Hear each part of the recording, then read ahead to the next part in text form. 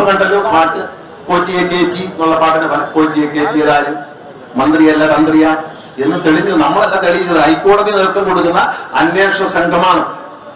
ഇതൊക്കെ നമ്മുടെ നാട്ടിൽ ആളെ പറ്റിക്കാൻ ഉപയോഗിക്കുക. ഇത് ഹിറ്റ്ലറുടെ കാലത്തെ പോലെ ബീബൽസിന്റെ തന്ത്രം എന്ന് പറയും.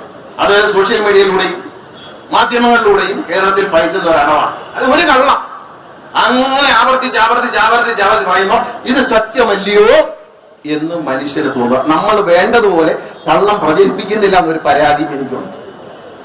സത്യം പ്രചരിപ്പിക്കാൻ ശ്രമിക്കുന്നു എന്നൊരു പരാതി എനിക്കുണ്ട്. കാരണം നമ്മൾ സ്കൂൾ വെച്ചില്ലേ, നമ്മൾ റോഡ് ഉണ്ടാക്കിയില്ലേ, നമ്മൾ ക്ഷേമ പെൻഷൻ കൂട്ടി കൊടുത്തില്ലേ, ഇതെല്ലാം നമ്മൾ പറയുന്നുണ്ട്. നമുക്ക് പറയാൻ പോസിറ്റീവായിട്ട് ഒരുപാട് കാര്യങ്ങളുണ്ട്. പക്ഷേ അതിനേക്കാൾ നെഗറ്റീവായിട്ടുള്ള കാര്യങ്ങൾ പ്രചരിപ്പിക്കുന്നതാണ് എളുപ്പം.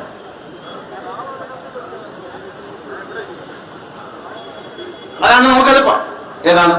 അതുകൊണ്ട് നമ്മൾ നല്ല കാര്യം പറഞ്ഞു, അതുണ്ടാക്കി, നമ്മൾ ബസ് സ്റ്റാൻഡ് പണിഞ്ഞു, നമ്മൾ അത് ചെയ്തു, ഇത് ചെയ്തു, നമ്മളെ പട്ടികജാതിയിൽപ്പെട്ട കുഞ്ഞുങ്ങളെ വിദേശത്ത് അയച്ചു, ഇതൊക്കെ പറയുമ്പോൾ അതൊന്നും ഒരു വിഷയമല്ല. എന്താണ് ഓരോരുത്തർ കാണിക്കുന്ന വൃത്തികേട്? ഇപ്പൊ എല്ലാവർക്കും ആഗ്രഹം ഒരാളെ പിടിച്ചുകൊണ്ട് ജയിലിൽ ഇട്ടിട്ടുണ്ട്, അയാൾക്ക് ജാമ്യം കിട്ടുമെന്ന് അറിയാൻ വലിയ ആകാംക്ഷയാണ്. അയാൾ എങ്ങനെയെങ്കിലും ഇറക്കിക്കൊണ്ടു പോകണമെന്നാണ്.